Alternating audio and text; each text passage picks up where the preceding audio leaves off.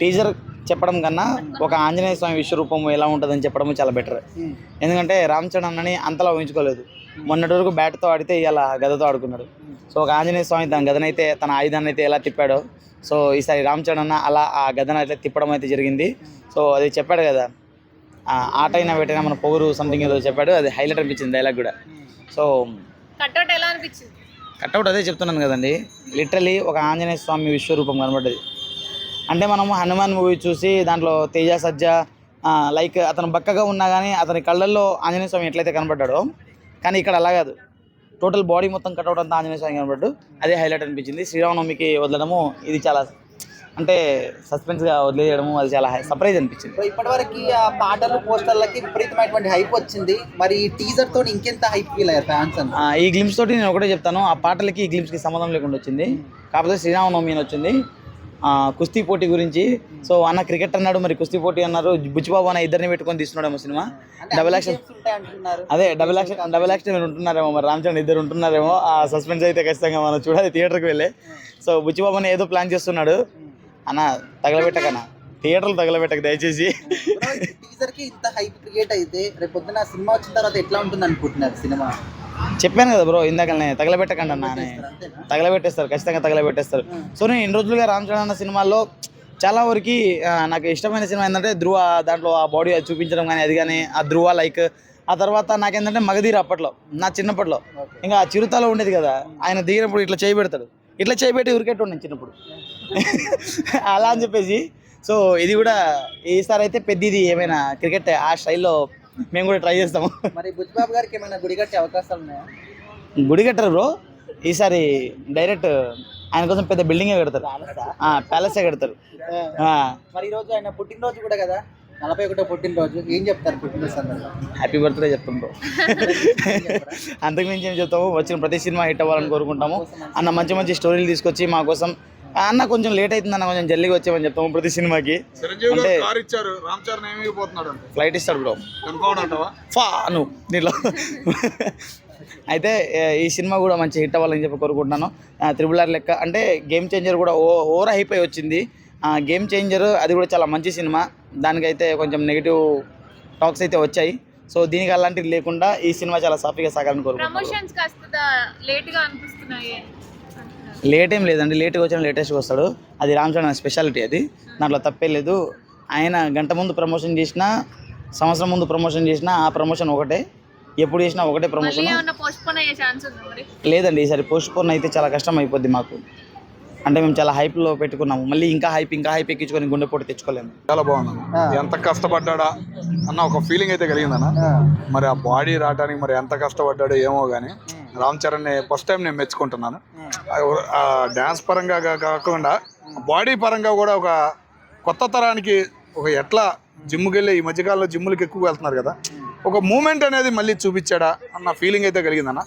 ఒక రంగా ఈ సినిమా ఈ బాడీతోనే పైకి లేసిద్దా అన్న ఫీలింగ్ అయితే కలిగింది. అంటే ఇప్పటి వరకు వచ్చిన సాంగ్స్ కానీ పోస్టర్లు కానీ హైప్ వచ్చింది, బట్ ఈ గ్లిమ్స్ చూసిన తర్వాత అది ట్రిపుల్ రేంజ్ లో హైప్ అయింది అంటున్నారు. కంపల్సరీ అనుకో, డైలాగ్స్ కానీ అన్ని చాలా బాగుంది. ఇది వచ్చిన తర్వాత చాలా హ్యాపీ అనిపించింది. పర్లా ఇంకో చరిత్రను రాయిపోతుంది రామ్ చరణ్ చరిత్రలో. ఒక పెద్ద ఆ పేరుకే ఒక లుక్ వచ్చిందిరా బాబు అన్న ఫీలింగ్ అయితే కలిగిందన్న. ఆటే నాకు పొగరని అదే ఆ మాటలు కానీ నేనేంటంటే ఇప్పుడు మన పాత సినిమాల కన్నా ఇది బర్వాల ఒక రేంజ్ లో వెళ్ళబోతుంది, ఒక ఫీలింగ్ అయితే కనపడింది. రామ్ చరణ్ అంటేనే పల్లెటూరు వాతావరణం, దీనిలో ఇంకా రెండు కలిపి కొట్టాడా అన్న ఫీలింగ్ అయితే కలిగింది అన్న. ఇప్పుడు ఈ సినిమా స్పోర్ట్స్ బ్యాక్ డ్రాప్ లో ఉంటుంది అన్నారు. మనము సాంగ్స్ లో ఎక్కడ చూసినా కూడా బ్యాట్ గా అనిపించింది, క్రికెట్ అనుకున్నాం, కానీ ఇందులో అన్ని ఆటలు అక్కడికి కుస్తీ పోటీలు కూడా కుస్తీ ఎక్కువ ఉన్నాయని అనుకుంటాను. ఎందుకంటే కుస్తీ బాడీ పరంగా బాడీ అయి చూస్తుంటే ఎదురు వచ్చిన చూస్తుంటే కుస్తీ పోటీలు చాలా పూర్వకాలంలో ఏంటంటే తూర్పుగోదావరి పశ్చిమ గోదావరి సైడ్ ఎక్కువగా ఆడేవాళ్ళు. ఆ చరిత్ర బాగుంది వాటికి. ఆ చరిత్ర మళ్ళీ భీమవరం చరిత్ర చూపిపోతున్నాడా అన్న ఫీలింగ్ అయితే నాకు కలిగింది. కొంతమంది రామ్ చరణ్ గారికి లుక్స్ సెట్ కాలేదు అంటున్నారు. ఇక అనే వాళ్ళ గురించి మనం పట్టించుకోవాల్సిన అవసరం లేదన్న. ఎంత కష్టపడ్డా అన్న ఒక ఫీలింగ్ అయితే నాకు కలిగింది. ఆయన బాగా కష్టపడ్డాడు ఈ సినిమా కోసం అన్న ఒక ఫీలింగ్ అయితే నాకు కలిగింది. టీజర్ ని బట్టి సినిమా ఎలా ఉండబోతుంది అంటే మీరు ఏం చెప్తారన్న? అటు రెండు చూపించాడు అన్న. ఒకటి సంతోషం, ప్లస్ ఒక పల్లెటూరు విధానం ప్లస్ మన సంస్కృతి పాత విధానం ఎట్లా ఉండేది అనేది చూపిపోతున్నాడు ఈ సినిమాలో అన్న ఒక హ్యాపీనెస్ నాకు. కన్నా ఓవరాల్గా ఈరోజు రామ్ చరణ్ గారి 41 అంటే 41వ పుట్టినరోజు, ఏం చెప్తారు పుట్టినరోజు శుభాకాంక్షలు అన్న. మన చాలా కష్టపడుతున్నాడు ఆయన.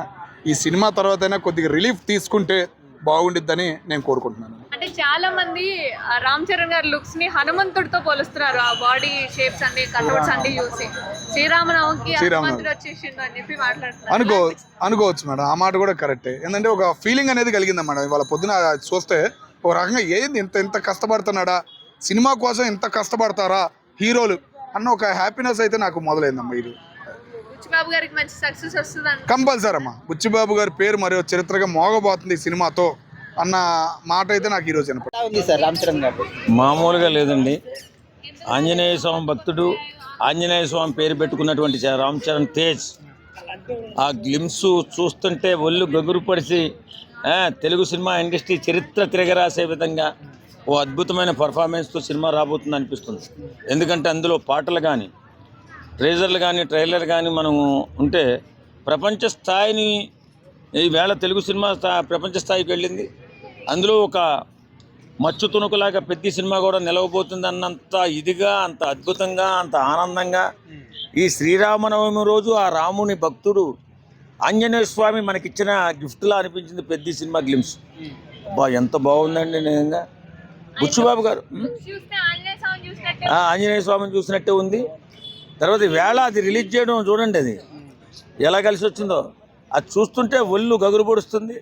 నిజంగా బుచ్చిబాబు గారి ఆలోచనలు ఎలా ఉంటాయంటే ఆయన చేసింది ఒక సినిమానే కానీ అదో రకమైన డిఫరెంట్ ఆలోచనలు. బ్యాట్ ఇంతవరకు చాలామంది క్రికెట్ ఆడారు, ఆ రకంగా ఆడిన క్రికెట్ చరిత్రలో ఎప్పుడు చూడలేదు. అదొక చరిత్ర. ఇప్పుడు ఈ యుద్ధంలో గదని వాడాడు, ఇక్కడ ముష్టి యుద్ధం అనుకుంటా ఇది. చూస్తుంటే మా ఈ డిఫరెంట్ వేలో కనిపిస్తుంది. ఏదైనా బుచ్చిబాబు గారు మన తెలుగు సినిమా ఇండస్ట్రీకి దొరికిన ఒక ఆణిముత్యంలాగా కనపడుతున్నాడు. ఖచ్చితంగా ఆయన కూడా రికార్డులు తిరగరాసే సినిమా పెద్దిని తీసుకొచ్చారు. సాంగ్ చూడండి ఎంత అద్భుతంగా ఉన్నాయో. అలాగే వేళ శ్రీరామనవమి రోజు శ్రీరాముని ఆశీస్సులతో గ్లిమ్స్ వదిలి పెద్ద హిట్ కొట్టారు.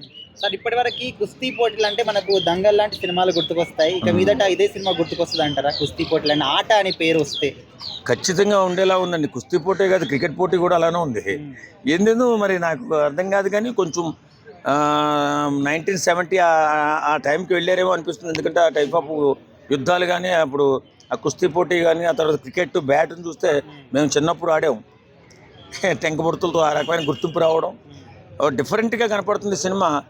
సినిమా మాత్రం తెలుగు సినిమా చరిత్రను తిరగరాసే సినిమాగా ఉంటుందేమో అన్నంత ఆనందం కలుగుతుంది. ఆటే నా ప్రాణం ఆటే నా పొగరని చెప్పేసి డైలాగ్ కానీ అంటే